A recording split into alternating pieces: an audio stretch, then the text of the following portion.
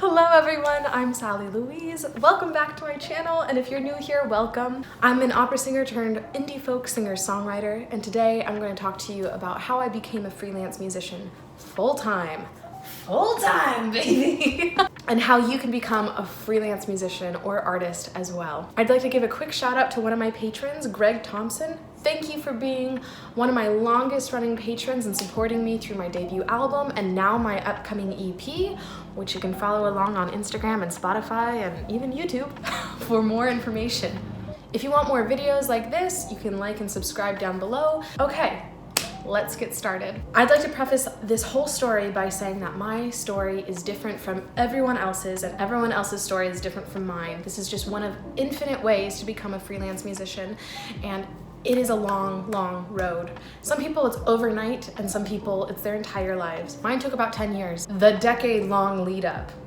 I was born and raised in Oregon in a small town that is now completely different, but at the time was kind of a music desert. There was a symphony, there were some musicals, and there were some community theaters and choirs, but it wasn't a place where major acts would come through all the time. It wasn't a place where you could go clubbing. It wasn't a place where you could go to a bunch of venues and hear all sorts of different music. Growing up, it was pretty minimal. The town closed around 8 p.m.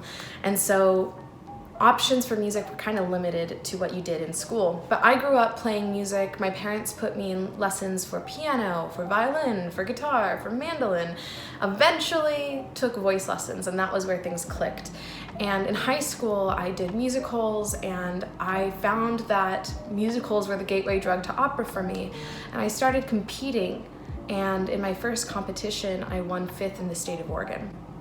So I thought, I am pretty good at this. It brought me to Utah, where I went to undergrad at Westminster College. Woo, go Griffins. I did a lot of professional work there with Utah Opera and Utah Symphony, and I even did some competitions while I was out there. The people who I was working with there encouraged me to move to Germany because, without getting into too much jargon, my voice wasn't really wanted in the States. It wasn't big enough. I'm not bitter. So I moved to Germany. I live in Berlin for about 6 months. I learned German in order to get hired by an opera company. I auditioned in Vienna. I sang some concerts in Berlin. I didn't get an opera contract. I was 22, and 22-year-olds don't usually get opera contracts.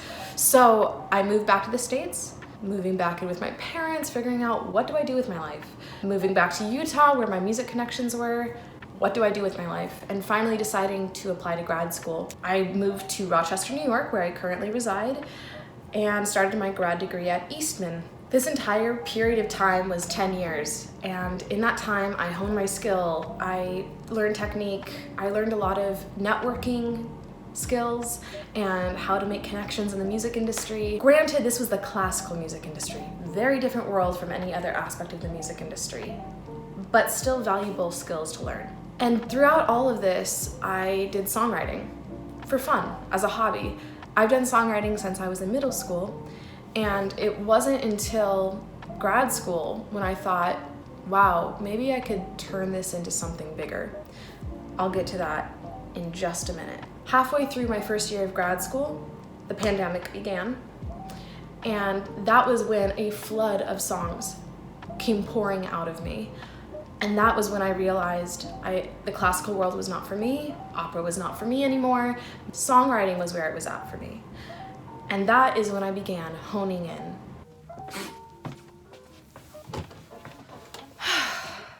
Honing in. So at the start of the pandemic, this flood of songs came pouring out of me, and it was when I realized that I had an album's worth of music. I also decided to quit the classical world and move into a different direction with my music career. I could do literally anything. No one would care because I didn't have an audience. So I decided, why not record my own songs? So I taught myself from 10 in the morning till 2 or 3 a.m. every single day for a month or two how to record my music. It was a huge learning curve. And somehow in those 2 months, I created my first single, Milky Blue, and taught myself how to record it. I got it mixed and mastered by a friend, and how to distribute it. And I was so proud of it. It made me realize that this is what I wanted to do. This was the new direction to go in. During this time, I would spend my waking hours working at my day job and then recording, mixing, mastering, promoting, marketing, distributing all of my music and coming up with every single idea under the sun for how I could make this work. For most people who are doing something creative on the side that they would like to do full-time, they think, I'll keep doing my day job until my side hustle makes enough money, and then I will quit my day job and do my side hustle full-time. What's funny about that is that's not how full-time work works. In my experience, and in a lot of other full-time creatives' experiences, the only way that your side hustle will become full-time is if you give it the amount of time you give your full-time job, which means you need to quit your full-time job. Think of it this way. Your day job is plan B, and plan A is your side hustle. You're spending most of your time hanging out with plan B, when plan A is just waiting to be given the same amount of time as plan B to skyrocket. So I had been playing plan B for a while, and finally the universe fired me from one of my jobs. I still didn't take the lesson, and I took a different job. I took a part-time job as a server, and my album was released, and I toured in Nashville, and I came back and I did some more serving. And then the switch flipped. I was only a server for about 3 months. One day I get fired via text, and I also get broken up with. And that was one of the worst days of last year, and I felt so defeated, and I felt miserable, and I felt hopeless, and I was scared. But my friend Casey, who has now become my business partner, told me the second I told her I was fired, she goes, "Oh my gosh, I'm so happy for you." That was exactly what I needed to hear. What she was telling me was, I have no choice. I have to be a full-time musician. I have to play plan A now. Plan B had been shot down twice. Plan A has been there the whole time, waiting for the spotlight. So I took a couple weeks. I went back to Oregon, stayed with my family, just recouped my nerves. I was a wreck. I came back refreshed and ready to hit the ground running. That was when I decided to give it the old school try and open up my vocal studio and learn every skill I possibly could to make money as a musician. And that's where my studio comes in. I want to show you my studio. Come with me. Woo! Welcome to my studio. So, yeah, now fast forward 6 months and I'm a full-time musician. What does that even look like? Well, it's a lot of different things. When I first decided to dive in headfirst into plan A, I knew I needed to have some stable income and start diversifying my financial portfolio, so to speak.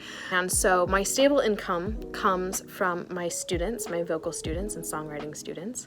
And on top of that, I use gigs from all my solo shows, jazz duo, which is a new development, weddings. I do modeling, I do session vocal work, meaning that people hire me to songwrite or to write a melody or to write a vocal line or to record a vocal line or a combination of all of those things. All of that culminates into my income. What's funny is that people think, wow, so luxurious, you get to do whatever you want when you want. Yes, but because I'm my own boss and because I don't have anyone else to rely on for income but myself, I work pretty much every day. I am now finally at a point in the 6 months that I've been freelance to finally make at least one solid rest day every week for myself where I do not do any work whatsoever. Now, I'm also a part of this art collective called Muck Duck Studios that me and my friend Casey, it's really her brainchild, put together, and this is where I am currently. It is an art studio, it is a body art studio, it is a vocal art studio. My voice lessons take place here, our art classes take place here, and we basically support one another and brainstorm ways to collaborate and bring more art into the community. Ultimately, being a freelance musician has taken everything I've learned in my entire life and the 10 years of serious vocal technique study and applied it to my real life. It is powerful, it's empowering. I feel so grounded and so aligned with my purpose. It's a luxury, it's something that I've worked so hard for, and I want to dispel the myth that doing this is an overnight success. It is nothing like that. It is far from it. It's been over a decade in the making, and I only now, 6 months in, get to start enjoying the fruits of my labors. Stick with it if this is something that you really want to do. It is not for the faint of heart, but if you have a support system of people who believe in you, if you have the confidence and the grit to make it through, and the networking skills, you are going to be just fine. Ultimately, I love what I do, and I'm just absolutely happy to share any information. If you have any questions about my life, I would love to do more videos like this where I actually just tell you my story. But let me know in the comments below. If you liked this video, like this video. If you want to send this to people you love and who are also on this freelance path, share this video with them and subscribe for more videos. Thank you so much for watching, and I'll catch you next time.